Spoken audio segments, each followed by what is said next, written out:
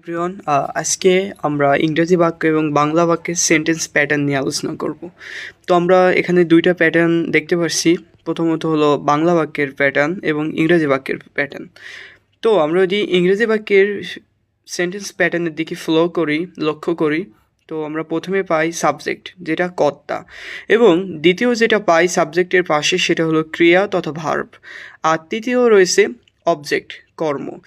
তো ইংরেজি বাক্যে প্রথমে কর্তা, তারপর ক্রিয়া, তারপর কর্ম বসে। এটা হলো ইংরেজি বাক্যে সাবজেক্ট প্যাটার্ন।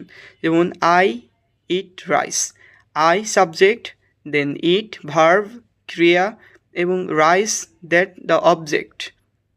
অ্যান্ড আমরা যদি দ্বিতীয় বাক্য দেখি, তাহলে বাংলা বাক্যের প্যাটার্নটা যদি আমরা দেখি, তাহলে কি আসে? প্রথমে কর্তা, তারপরে কি আসে? অবজেক্ট, কর্ম, এবং শেষে আসে ক্রিয়া।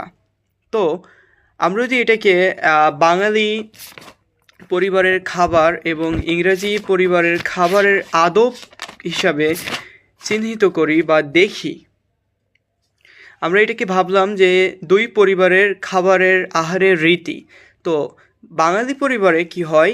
ক্রিয়া, আমরা যদি সাবজেক্ট বা কর্তাকে যদি আমরা বাড়ির স্বামী ধরি, গৃহস্বামী, এবং কর্মকে যদি আমরা সন্তানী ধরি, এবং ক্রিয়াকে যদি আমরা স্ত্রী ধরি বা বাড়ির গিন্নি ধরি, তাহলে কি হয়?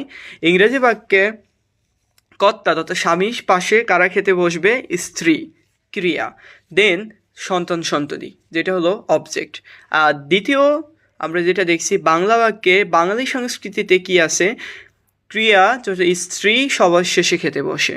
তো কর্তার পরে কর্তা বসবে প্রথম খেতে, তারপরে কি বসবে? সন্তানী, এবং সবার শেষে কি বসবে? স্ত্রী।